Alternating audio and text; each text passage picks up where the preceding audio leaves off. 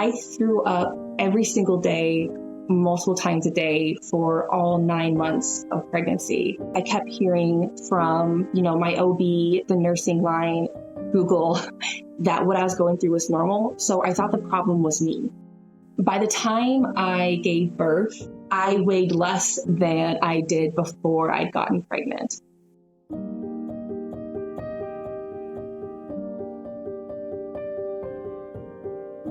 My name is Mycaela, and I'm from Iowa, rural Iowa.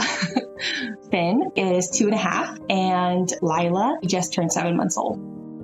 We've all heard about morning sickness, but as a first-time mom, I had no idea what was normal and what wasn't. It's genuinely hard to describe how debilitating that illness was. Whenever I left the house, I would map out where the stop signs were along my route so that I would know where I could pull over to throw up. Like, that's how frequent it was. And I live in a very rural area where the culture is to not make a big deal about health issues. That's really hard to overcome. I remember calling into the nursing line. So sorry to bother, first time mom. They said, totally normal, no worries. Nausea and vomiting are normal and expected. But by my first ultrasound at 9 weeks, I'd already lost almost 20 pounds. I brought up my concerns to the OB, and she said, same thing, some women do lose some weight. It should go away by the second trimester. I could literally feel myself starving, but I'd open up the refrigerator and everything in there just made me gag. By the time I had my next appointment, I'd lost almost another 10 pounds.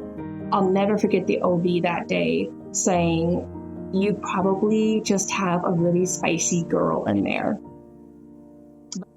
I went home that night and cried, really cried. It took such a toll on my mental health.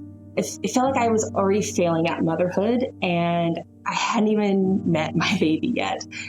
And it wasn't until afterwards, when I was talking to some of my friends who'd also had kids, that I found out my symptoms had not been normal, at all.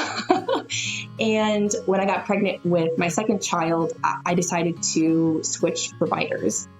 And that made such a difference.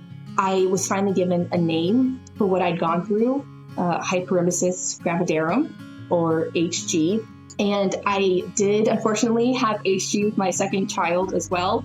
But this time the OB was a lot more vigilant. Just knowing that what I was going through wasn't in my head, that it had a name, that it wasn't normal, had such an impact on improving my mental health the second time around.